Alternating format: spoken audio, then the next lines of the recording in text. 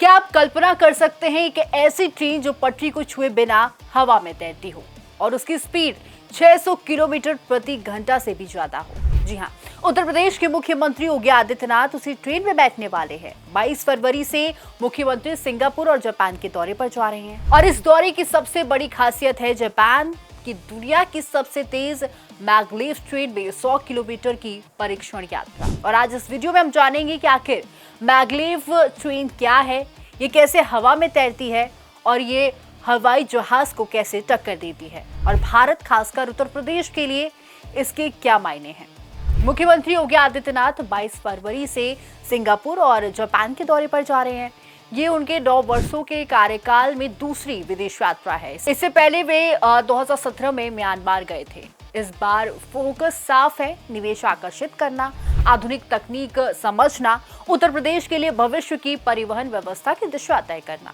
Japan में वे Tokyo, Nagoya, maglev corridor को देखेंगे और 600 किलोमीटर प्रति घंटे तक की स्पीड वाली मैगलेव ट्रेन में करीब 100 किलोमीटर की टेस्ट राइड भी करने वाले हैं। जी हाँ, सिंगापुर में वो 23 और 24 फरवरी को निवेशकों, उद्योग प्रतिनिधियों और प्रवासी भारतीयों से मिलने वाले हैं। जापान में वे निवेशकों और तकनीकी कंपनियों से भी मुलाकात करेंगे ताकि उत्तर प्रदेश में औद्योगिक और अवसंरचनात्मक निवेश को बढ़ावा मिल सके। अब आते हैं असली स्टार पर, जापान की मैगलेव ट्रेन। मैगलेव का मतलब है मैग्नेटिक लेविटेशन, यानी कि चुंबकीय उछाल। ये पटरी से लगभग 10 सेंटीमीटर ऊपर हवा में तैरती है। अब सवाल उठता है कि आखिर कैसे।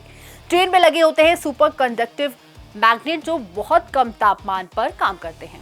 पटरी से भी मैग्नेट और कोइल्स लगे होते हैं।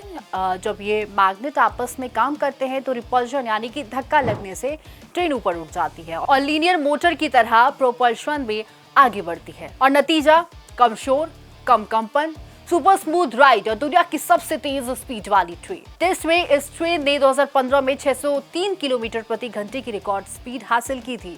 कमर्शियल ऑपरेशन में ये करीब 500 किलोमीटर प्रति घंटे की रफ्तार से चलेगी। अब सोचिए, टोक्यो से नागोया जो कि 286 किलोमीटर है, ये मैगलेव से सिर्फ 40 मिनट में पूरा हो जाता है।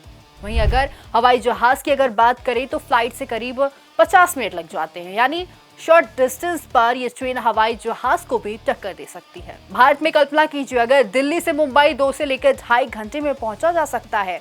ये ग्राउंड ट्रांसपोर्ट में सबसे तेज सिस्टम होगा। इस प्रोजेक्ट की लागत लगभग 70 से लेकर 85 बिलियन डॉलर है, यानी करीब 6 से लेकर 7 लाख करोड़ रुपए। पहले 2027 में शुरू होने वाला था ये प्रोजेक्ट, अब 2035 या उसके बाद शुरू होने की संभावना है। अब जानते हैं कि आखिर देरी क्यों हो रही है। रूट का लगभग 86% हिस्सा सुरंगों में है। जापान की पहाड़ियों और भूकंप क्षेत्र इसकी बड़ी वजह है, फिर भी जापान इसे फ्यूचर ट्रांसपोर्ट मानता है।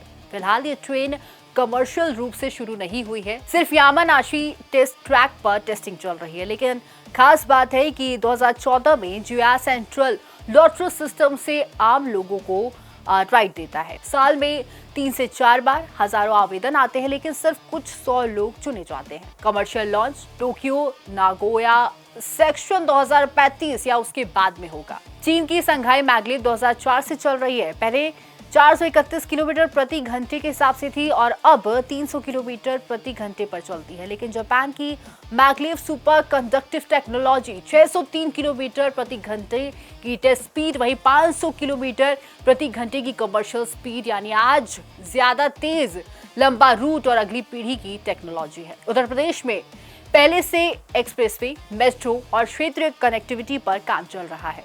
मैगलेव तुरंत भारत में लागू हो ऐसा नहीं है, लेकिन इसकी टेक्नोलॉजी, संचालन मॉडल और अनुभव भविष्य की परियोजनाओं को भी दिशा दे सकता है। भारत और जापान पहले से बुलेट ट्रेन पर साथ काम कर रहे हैं। ऐसे में ये दौरा तकनीकी सहयोग, निवेश, स्मार्ट और सतत परिवहन के लिए एक नई ऊर्जा दे सकता है। तो हवा में तैरती 600 किलोमीटर प्रति घंटे की ये ट्रेन, सवाल है कि क्या भारत में भी कभी ऐसी ट्रेन दौड़ेगी? क्या दिल्ली मुंबई 3 घंटे में संभव होगा? आपकी क्या राय है? कमेंट में जरूर बताएं। ऐसे तमाम बड़े अपडेट्स के लिए देखते रहे प्राइम न्यूज का डिजिटल प्लेटफॉर्म। नमस्कार।